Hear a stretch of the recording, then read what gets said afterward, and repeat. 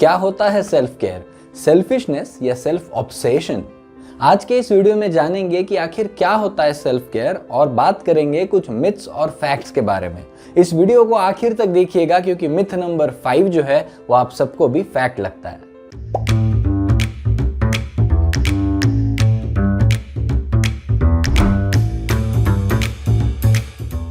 नमस्ते दोस्तों, welcome to beyond the belief. Self care का मतलब सिर्फ रिलैक्स होने के तरीके ढूंढना नहीं होता है। सेल्फ केयर का मतलब होता है अपनी इस बिजी लाइफ में खुद के लिए टाइम निकालना और खुद पे फोकस करना।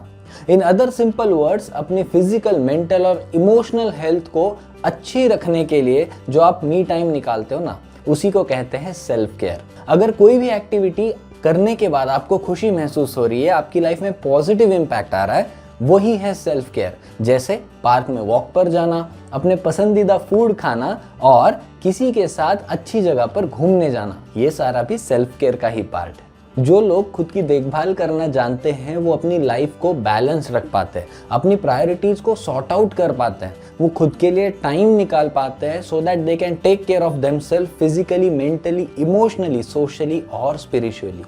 बस एक रूल है सेल्फ केयर का कि एंजॉयबल और कंस्ट्रक्टिव होना चाहिए, एडिक्टिव और डिस्ट्रक्टिव नहीं। तो आइए जानते हैं ऐसे कौन से मिथ है सेल्फ केयर के बारे में जो आपके दिमाग में है लेकिन उनके फैक्ट्स कुछ अलग है। पहला myth, self care is self pampering.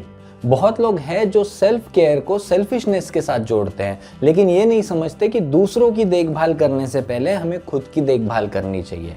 Regular workout हो या रेगुलर हेल्थ चेकअप, आपको अपना मी टाइम देना बहुत ज़रूरी है। आप जब मी टाइम खुद को देते हैं, जब सेल्फ केयर करते हैं, तो आप रीसेंटर खुद को कर पाते हैं, खुद पे फोकस कर पाते हैं। और हमेशा ये याद रखिए कि जब हम अपनी देखभाल करते हैं, हम सक्षम बनते हैं, तब हमें दूसरों की, अपने परिवार की, अपने दोस्तों की देखभाल करने में भी बड़ी सहायता होती है।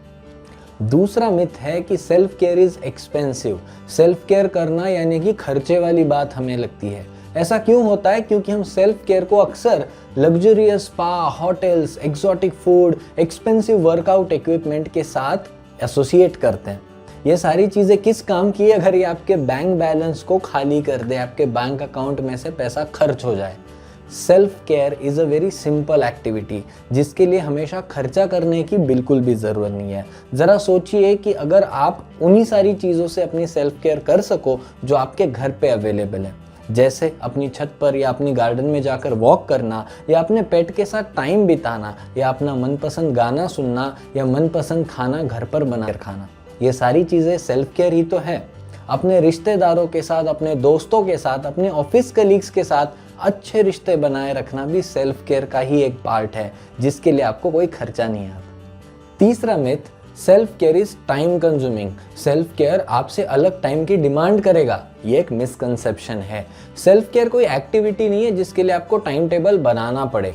सेल्फ केयर की एक्टिविटीज जो है वो आपके लिए आपकी पर्सनल एक्टिविटीज की तरह है, जिनको कितना टाइम लगता है इट डजंट मैटर।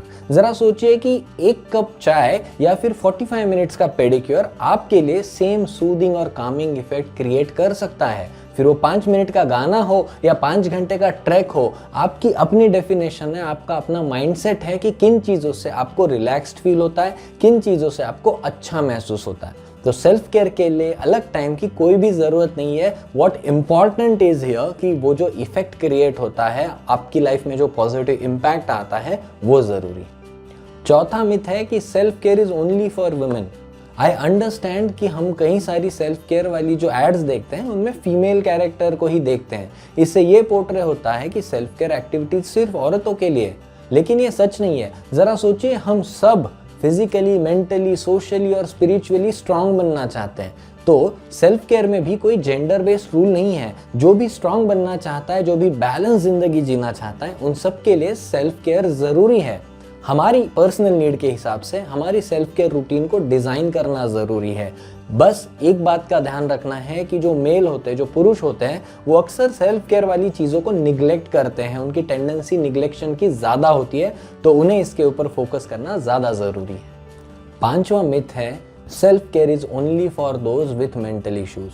ये बिल्कुल गलत बात है। मैंने वीडियो के स्टार्ट में भी आपको बताया था कि आपको सच लगे, लेकिन ऐसा नहीं है। सेल्फ केयर रूटीन कोई मेंटल इश्यूज के ऊपर क्योर नहीं है जो सिर्फ मेंटल इश्यूज वाले लोगों के काम आए।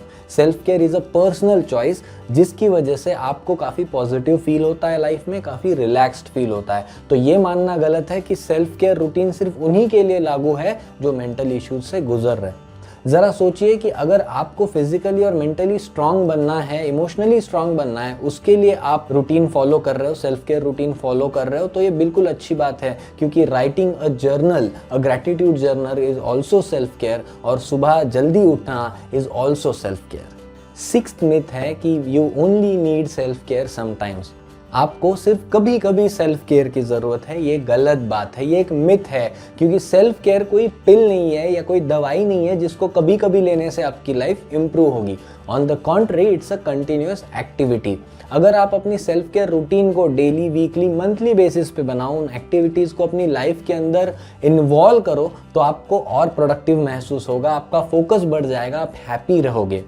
अगर आपने यही उसको कभी कभी लाया और ये एक्सपेक्टेशन की कि अब मेरी लाइफ मैजिकली चेंज होगी, तो ऐसा बिल्कुल भी नहीं होगा। तो अपनी लाइफ को उस तरीके से डिज़ाइन कीजिए कि सेल्फ केयर एक्टिविटीज़ आपके लिए एक रूटीन बन जाए और आप एक बैलेंस्ड और हैप्पी लाइफ को एंजॉय कर पाओ। दोस्तों, हम इंसान बहुत ही कॉम्प्लेक्स चीज़ होते हैं और ऐसी हज़ारों चीज़ें होती हैं जो हमें आइडेंटिटी प्रदान करती है। ज़रा सोच के देखिए उन हज़ारों चीज़ों के बारे में जिसने आपको आइडेंटिटी प्रदान की है।